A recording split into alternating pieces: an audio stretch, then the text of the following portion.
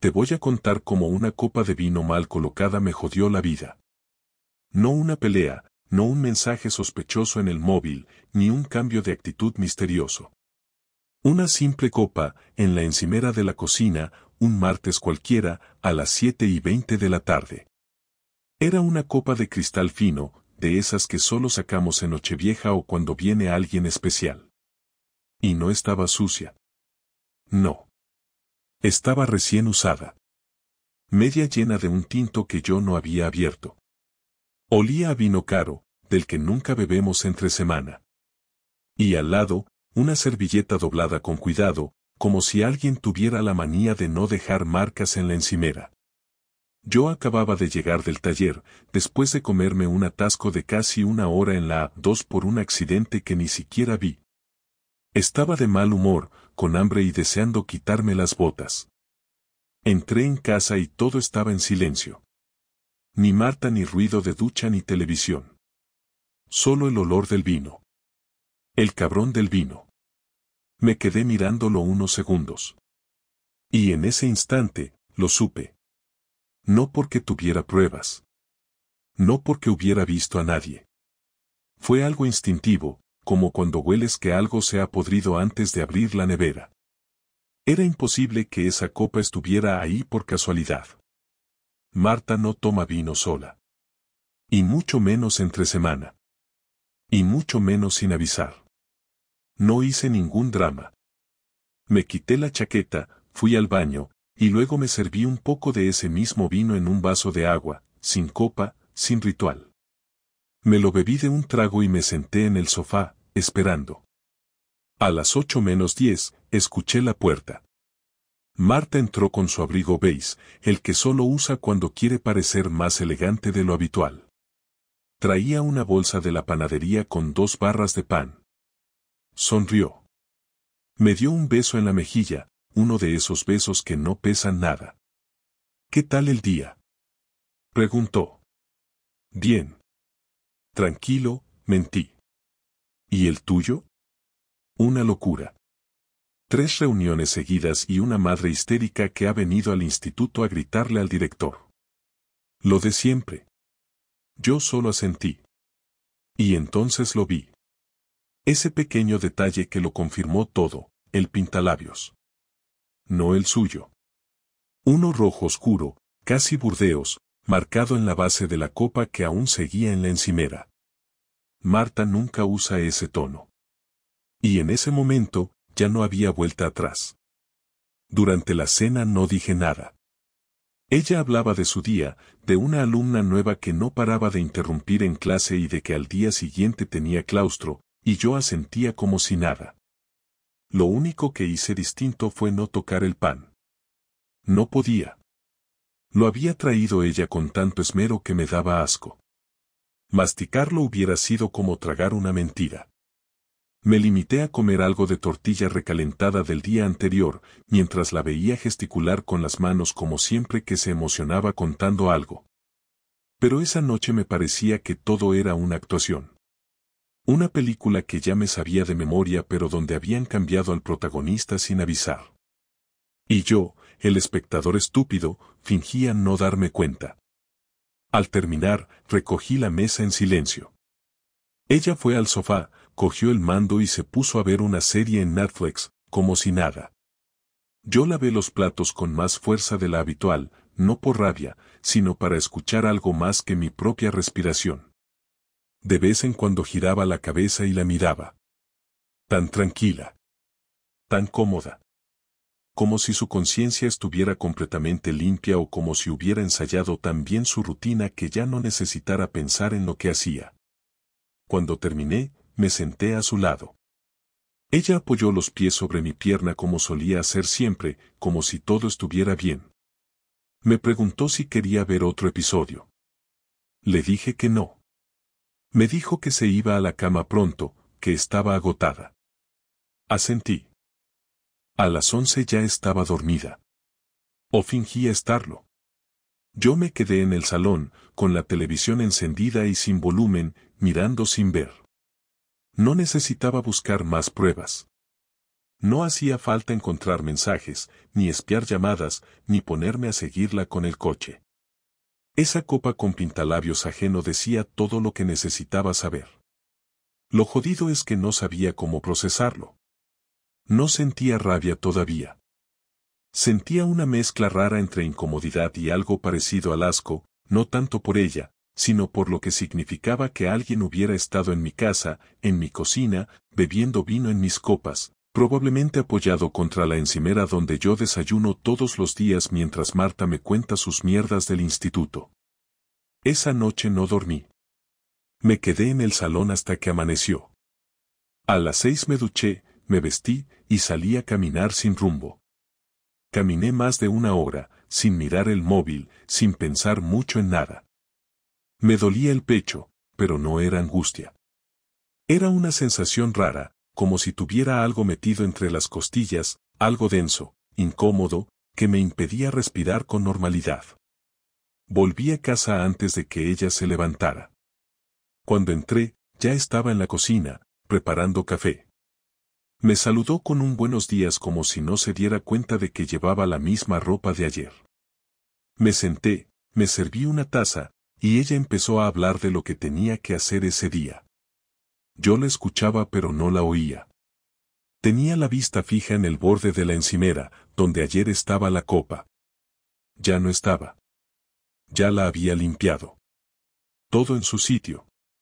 Como si nada hubiera pasado. Durante 2 días no hice ni dije nada.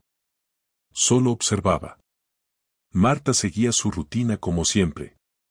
Salía de casa con su bolso de cuero marrón, se maquillaba en el espejo del pasillo como cada mañana y me daba un beso rápido antes de salir. Yo trabajaba desde casa y trataba de concentrarme, pero todo lo que leía en el monitor me parecía inútil. Contestaba correos, hablaba con clientes, organizaba pedidos, pero mi mente volvía una y otra vez a esa copa, a ese vino que no compartimos, a ese pequeño gesto que lo había cambiado todo. El jueves por la tarde, a las 6:15, escuché la puerta. Me asomé desde el pasillo y vi a Marta entrar. Lo raro fue que entró hablando sola. O eso creí. Hasta que vi que llevaba el móvil pegado a la oreja. No se dio cuenta de que yo estaba allí. Me escondí justo antes de que girara el pasillo. Escuché claramente como decía te llamo luego, ahora no puedo hablar, ya he llegado a casa. No usó nombres, pero el tono era distinto. Un tono más íntimo, más suave.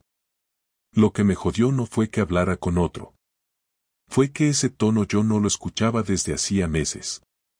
A mí me hablaba con frases prácticas, funcionales. ¿Has sacado la basura? ¿Hay pan? ¿Has pagado la luz? No ese tono de voz dulce, bajo, casi con sonrisa incluida. Esa noche hice algo que nunca había hecho. Decidí salir. Le dije que iba a tomar una caña con Jorge, un amigo de la infancia que vive en Las Fuentes. Me preguntó por qué tan tarde. Le dije que necesitaba despejarme. No discutió. Solo dijo vale y siguió viendo su serie. Me fui, pero no al bar. Di vueltas en coche por el centro hasta que me cansé. A las 10:30 volví, aparqué en la esquina, apagué el motor y me quedé dentro, esperando. A las 11 en punto se apagaron las luces del salón. 10 minutos después, también la del dormitorio. Entonces bajé del coche y me acerqué a la portería. Justo cuando iba a sacar las llaves, vi como la ventana de la cocina se iluminaba brevemente. Me alejé unos pasos. Me apoyé en la pared de la calle de al lado. A los pocos minutos, se apagó otra vez.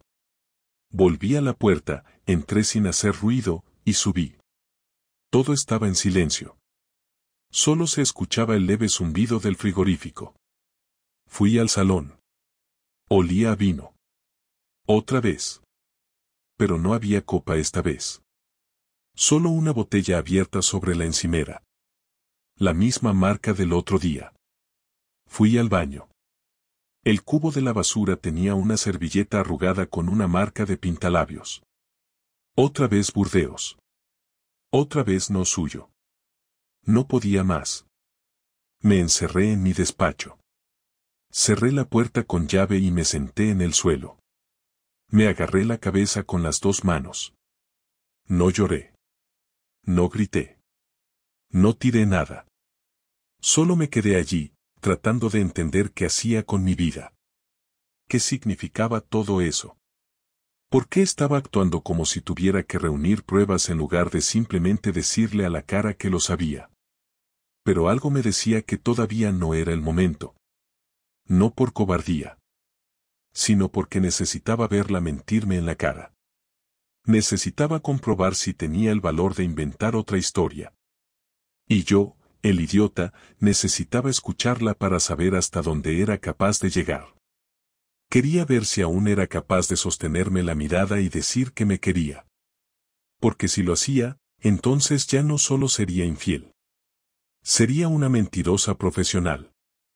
Y yo sabría, con total certeza, que todo lo que vivimos durante 8 años fue una puta mentira. El sábado por la mañana me levanté antes que ella, bajé a la cocina y preparé café.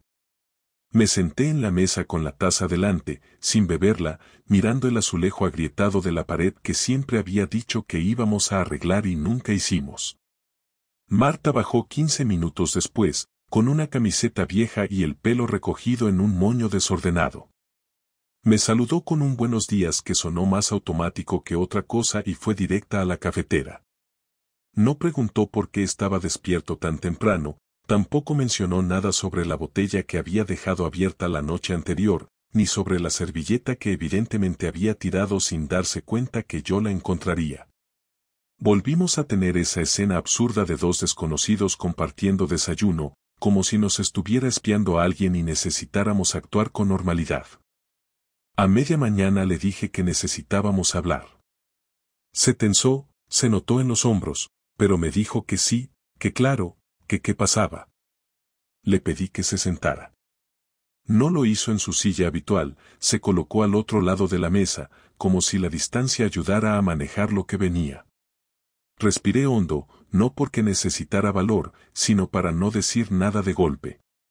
No sabía por dónde empezar, pero tampoco iba a seguir fingiendo. Le pregunté directamente si había tenido a alguien en casa esta semana. No disimuló su sorpresa, ni lo negó de inmediato. Me miró en silencio unos segundos que se hicieron larguísimos. Luego frunció el ceño y dijo, ¿a qué viene eso? Le dije que simplemente respondiera, que no era una trampa, que lo sabía, que no me interesaban los detalles, solo quería que me lo confirmara. Bajó la mirada.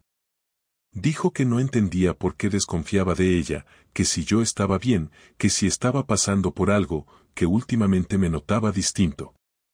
Le respondí que sí, que estoy pasando por algo, me estoy dando cuenta de que estoy casado con alguien que no tiene ni la decencia de inventarse una mentira creíble.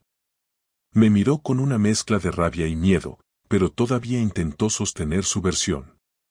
Me dijo que estaba siendo injusto, que la estaba acusando sin pruebas, que no era la primera vez que dudaba de ella, lo cual era mentira porque nunca lo había hecho antes. Ahí ya no me contuve. Le dije que no era una acusación, que era una constatación, que la copa de vino del martes tenía pintalabios de un color que ella no usa, que la botella no estaba abierta antes, que su rutina de volver a casa había cambiado, que su tono de voz al hablar por teléfono no era el mismo conmigo, y que no tenía que ser ningún detective para entender que alguien había estado en nuestra casa. Le dije que no me interesaba quién era ni desde cuándo, pero que merecía un mínimo de respeto y que ya no tenía ni eso. En ese momento se levantó bruscamente y me dijo que estaba hartísima, que siempre tenía que aguantar mis paranoias, que si tanto creía que me estaba engañando, entonces quizá lo mejor era separarnos. No hubo ni una pizca de arrepentimiento en su cara, ni una lágrima, ni un déjame explicarlo, nada. Solo orgullo, solo defensa.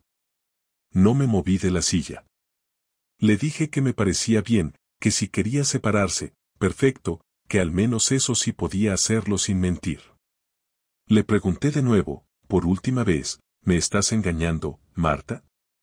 Ella me miró fijamente, sin pestañear, y respondió, no. Esa fue la gota que me hizo entender que ya no quedaba nada que salvar. No porque no me lo confesara, sino porque tuvo la oportunidad de decir la verdad, de al menos tener un momento de humanidad, y prefirió seguir manteniendo la mentira. Le dije que entonces iba a tener que demostrarlo todo, que a partir de ahora iba a investigar cada cosa, cada paso, cada hueco de su calendario, porque si no quería contarme la verdad, la iba a sacar yo mismo. Eso sí, le advertí que cuando todo saliera a la luz, no esperara piedad, no esperara comprensión, y que el día que supiera el nombre de ese imbécil, se iba a arrepentir de haberle abierto la puerta de nuestra casa. Ella salió de la cocina sin decir una palabra más. Escuché cómo subía las escaleras, cómo cerraba la puerta del dormitorio de un portazo, y cómo al cabo de unos segundos volvía a abrirla solo para coger el móvil. Supongo que fue a avisar a su amante de que algo había cambiado, de que ya no tenía todo tan controlado como creía. Yo salí al balcón, con el café ya frío en la mano, y me quedé mirando a la calle vacía. Pensaba que iba a sentir furia, que me iba a hervir la sangre, pero lo único que sentía era una especie de vergüenza. No por lo que ella había hecho, sino por haber tardado tanto en abrir los ojos. Durante años me tragué el cuento de la pareja estable, del matrimonio maduro, de la convivencia tranquila. Y en realidad, lo que tenía delante era una mujer que era capaz de invitar a otro a nuestra casa, a nuestra cocina, y después mirarme a los ojos y negarlo todo sin pestañear. Más tarde ese día, bajó como si nada, con la cara lavada, la ropa de calle, y dijo que salía a dar una vuelta. No me preguntó si quería acompañarla. No me preguntó si quería hablar. Solo dijo eso, como si fuéramos compañeros de piso. Le respondí que hiciera lo que quisiera. No dije más. Cuando cerró la puerta, me quedé con una sensación nueva, no de abandono, sino de liberación. En ese momento supe que ya no iba a volver a dormir tranquilo, pero también que ya no iba a callarme nada más. Había empezado una guerra silenciosa, pero iba a ser yo quien la terminara. Y no iba a perdonarle ni una. El domingo no hablé con ella. No por castigo, sino porque ya no había nada que hablar. Durante la mañana estuve en mi despacho, revisando mis correos y fingiendo trabajar, pero en realidad estaba organizando lo que venía. No iba a quedarme esperando que ella tomara la iniciativa, ni mucho menos iba a dejar que se saliera con la suya. Si Marta quería jugar a esconder, yo iba a jugar a exponer. Era mi casa, mi espacio, mi historia también, y no pensaba dejar que lo destruyera sin dejar rastro. A las 12 salí de casa sin decirle a dónde iba. Bajé al garaje, cogí el coche y conduje hasta la tienda de informática del centro, donde trabajaba un antiguo cliente que también hacía trabajos de seguridad digital por encargo. Le pedí una cámara discreta, pequeña, con buena calidad de audio. No preguntó para qué la quería, solo me recomendó una que se podía esconder en una estantería o detrás de un marco de fotos. La compré, la pagué en efectivo, y me la llevé sin dar detalles. Esa misma tarde, mientras Marta se duchaba, instalé la cámara en el salón, justo detrás del libro de cocina que teníamos apoyado sobre una balda desde hacía años. Nadie lo usaba, nadie lo movía, era perfecto. Conecté el dispositivo a una app en mi móvil y la configuré para grabar solo cuando detectara movimiento. Ya no se trataba de sospechas, se trataba de obtener hechos. Después volví al despacho y abrí un documento nuevo. Empecé a escribir todo lo que sabía, fechas, comportamientos, frases, incluso lo que había dicho durante nuestra discusión. No por capricho, sino porque sabía que cuando esto explotara, necesitaba tener la memoria fresca, sin dudas, sin detalles confusos que pudieran volverse en mi contra. Quería poder mirar a cualquiera a la cara y decir, esto es lo que pasó, sin necesidad de exagerar o adornar nada. El lunes por la mañana me levanté temprano, fingí que tenía una reunión presencial y salí de casa. En realidad, me fui a trabajar a una cafetería cercana, desde donde podía revisar en tiempo real lo que grabara la cámara. A las 11:15, vi que alguien abría la puerta. Era Marta. No tenía clase ese día, pero me había dicho que iba a pasarse la mañana preparando material para sus alumnos. En el video la vi entrar, dejar el bolso en el suelo, quitarse la chaqueta, ir a la cocina y servirse una copa de vino. No era la misma botella, era otra, pero también abierta recientemente. 10 minutos después, escuché el timbre a través del micrófono. Ella fue a abrir, y aunque la cámara no daba directamente a la puerta, pude ver cómo entraba un hombre. Alto, delgado, barba de 2 días, y mochila colgada de un solo hombro. No se saludaron con 2 besos. Se abrazaron. No fue un abrazo corto. Fue uno de esos que implican confianza, costumbre, ganas. Se sentaron en el sofá. No hablaban fuerte, pero el micrófono era suficientemente bueno. Escuché cómo ella le preguntaba si había tenido problemas para llegar, como él le decía que había aparcado un poco lejos. Luego hablaron de cosas banales, del tráfico, del frío, de lo difícil que es encontrar un buen sitio para comer últimamente, pero todo en un tono familiar, con risas suaves y pausas llenas de gestos. No necesitaba más. Me bastaba ver cómo se tocaban la mano sin pensar, cómo se miraban con esa expresión de quien no tiene que esforzarse por caer bien. A las 11:52 se besaron. Largo. Con las manos en el cuello y en la cintura. Como 2 personas que se conocen demasiado bien. Yo cerré el portátil, pagué mi café y me fui directo al despacho de un abogado que me habían recomendado hace un año, cuando pensábamos comprar una segunda vivienda en la playa. Entré sin pedir cita y le dije a la secretaria que necesitaba hablar con él por un tema personal urgente. Me hicieron esperar media hora, pero finalmente me atendió. Le expliqué todo sin esconder nada. Me dijo que si tenía las grabaciones, que no hiciera ninguna locura, que lo primero era proteger mis bienes y mis derechos. Le pregunté qué pasaba si ella se negaba a aceptar la separación. Me dijo que no importaba. Que lo que importaba era tener pruebas, y que si podía demostrar una relación extramatrimonial continuada, incluso podía evitar pagar compensaciones si llegaba el caso. Me fui de allí con instrucciones claras, seguir recogiendo pruebas, no confrontarla de nuevo todavía, no mencionarle nada hasta que tuviéramos todo listo. Esa noche volví a casa con la cámara aún grabando. Ella me preguntó qué tal el día. Le dije que normal. Me preguntó si quería cenar algo. Le dije que no tenía hambre. Me dijo que se iba a la cama temprano. Le deseé buenas noches sin mirarla a los ojos. Durante los siguientes 3 días no hice nada fuera de lo común.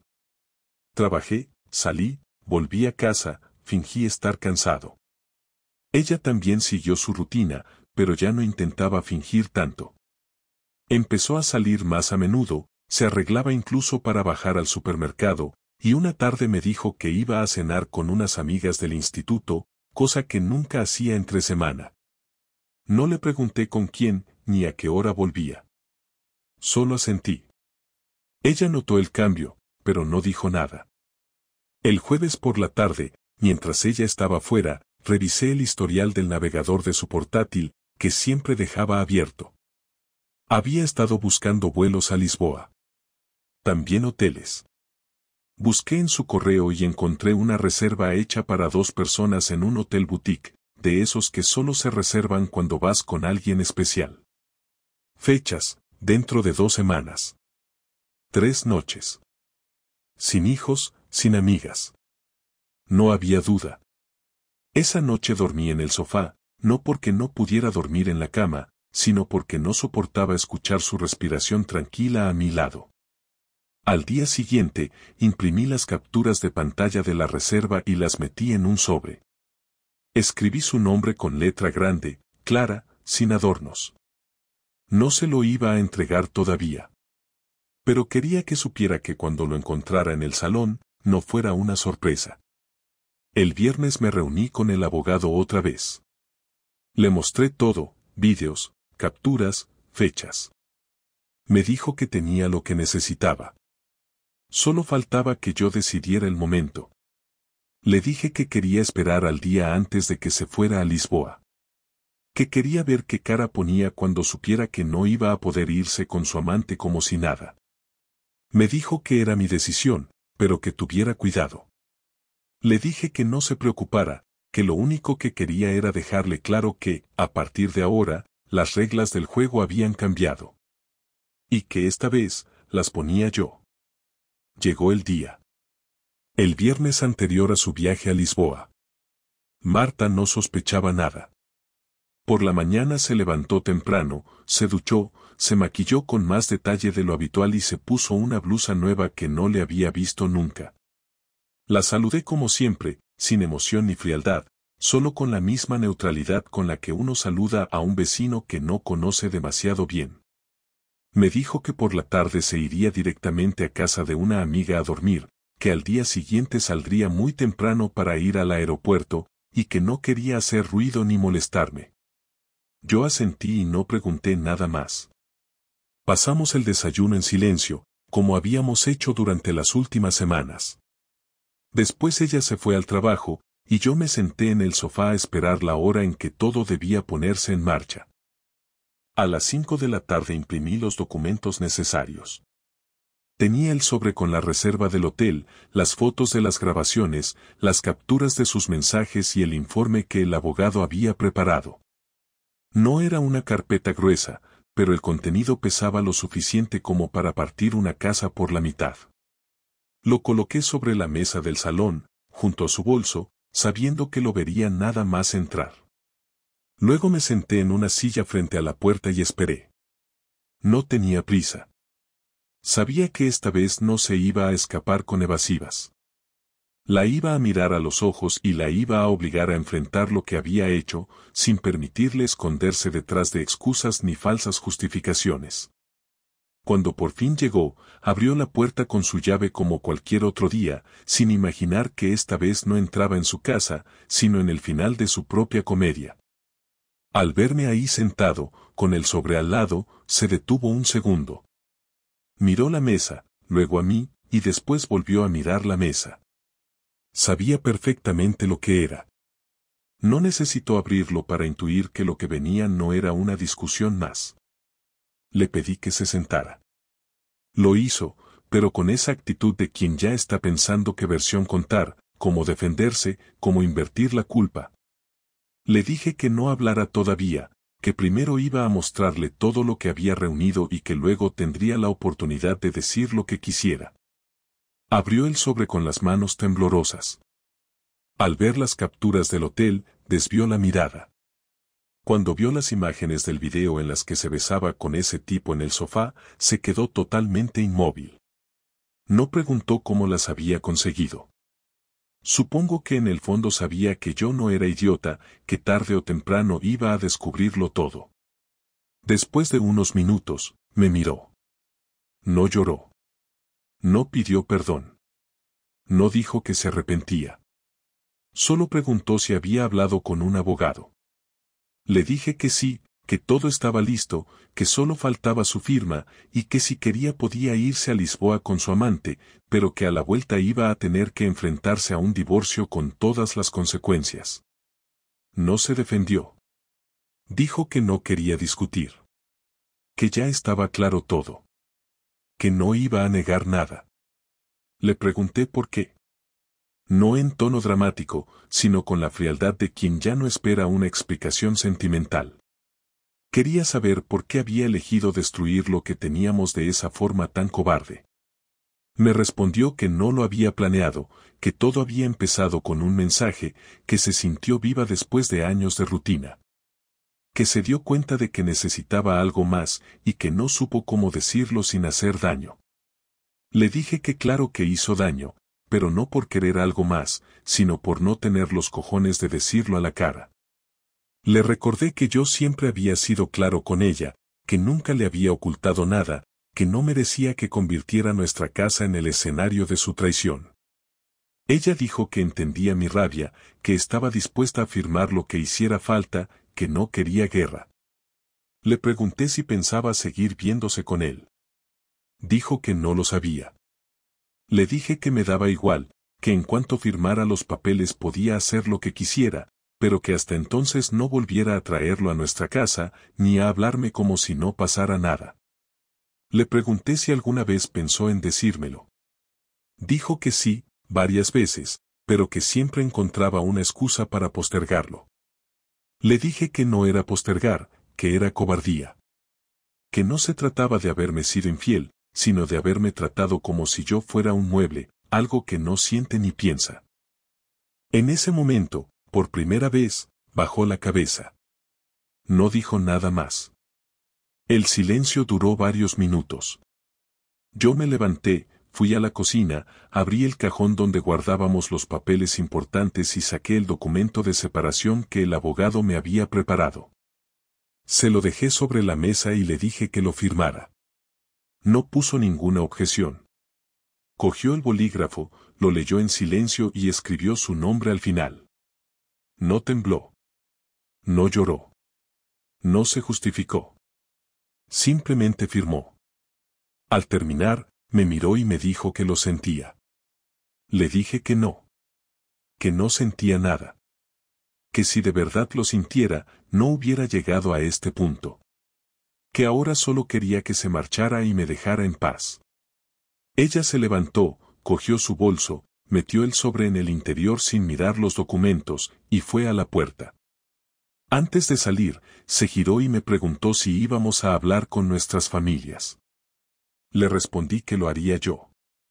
Que no se preocupara, que asumiría todo lo que hiciera falta, pero que no pensaba proteger su imagen ni inventarme excusas para lo que había pasado. Que si alguien me preguntaba, iba a decir la verdad, que había sido infiel, que había mentido, y que había destruido nuestro matrimonio sin el menor remordimiento. No replicó. Solo asintió y se fue. Cerró la puerta con cuidado, como si eso suavizara el ruido de todo lo que había roto en nuestra vida. Me quedé solo, de pie en el salón, mirando la hoja firmada sobre la mesa, y sintiendo que aunque había ganado la discusión, había perdido mucho más de lo que nunca pensé que podía perder. El domingo por la mañana me desperté con la casa completamente en silencio. No había notado el momento exacto en que Marta se había llevado el resto de sus cosas, pero al bajar al salón vi que faltaba su abrigo del perchero, el bolso del recibidor y algunas cajas pequeñas que había dejado apiladas junto a la pared durante la semana. Me quedé de pie un rato frente al espacio vacío, no por nostalgia, sino por asegurarme de que todo realmente había terminado. No había notas, ni mensajes, ni disculpas, ni explicaciones tardías. Había cumplido su parte del trato, se había ido como se lo pedí, sin dramatismos, sin escándalos. Era el primer día sin ella, y la sensación no era alivio, tampoco tristeza, era otra cosa. Un estado neutro, frío, como estar esperando en una sala de espera sin saber muy bien qué viene después. Encendí el ordenador, revisé algunos correos del trabajo y respondí un par de mensajes de compañeros que no sabían nada de lo que había pasado. Luego llamé a mi madre. Le conté todo tal cual, sin decoraciones, sin intentar justificar nada ni maquillar lo sucedido. Me escuchó en silencio y solo al final me preguntó si yo estaba bien. Le respondí que todavía no lo sabía. También llamé a mi hermano. Me ofreció su sofá, su casa, sus cervezas y sus insultos gratuitos a Marta, todo en menos de 5 minutos. Le dije que no hacía falta, que necesitaba estar solo unos días, que cuando quisiera desahogarme ya lo llamaría. Me lo agradeció, pero insistió en que no me cerrara, que lo peor que podía hacer era quedarme encerrado sin hablar con nadie. Le prometí que lo tendría en cuenta, aunque en el fondo sabía que no pensaba salir de casa por un tiempo. Por la tarde me senté con el documento de separación delante. Lo repasé una vez más. No era complicado. División de bienes clara, sin discusiones. No había hijos, no había hipoteca, no había nada que nos atara ya. Firmé mi parte con la misma tranquilidad con la que firmaría un contrato de renovación del coche. Lo metí en un sobre y lo llevé el lunes a primera hora al despacho del abogado. Él me recibió con una expresión neutra, como si ya supiera que todo había terminado. Me dijo que se encargaría de presentarlo esa misma semana. Que en unos días me llegaría la notificación oficial. Le agradecí la eficiencia y salí sin más. Volví a casa andando, sin música, sin mirar el móvil. No quería distracciones. No quería consuelo. Solo necesitaba que el día avanzara y que pasaran las horas. Las semanas siguientes fueron lentas. Cada día parecía una repetición del anterior. Me levantaba, trabajaba desde casa, comía cualquier cosa, salía a caminar un rato por la tarde y volvía para cenar solo. La televisión estuvo apagada casi todo el tiempo. No me apetecía ver series ni escuchar conversaciones inventadas. Tampoco quise hablar con amigos.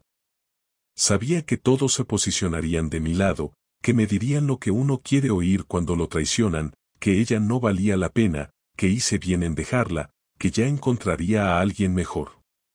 Pero eso no me interesaba. No estaba buscando consuelo ni validación. Solo quería entender cómo era posible que alguien a quien compartiste 8 años de vida pudiera convertirse en un extraño sin que tú lo notaras. Una tarde revisé algunas fotos antiguas. No lo hice por nostalgia, sino por curiosidad. Quería saber si había señales, si había algo que se me hubiera escapado desde el principio.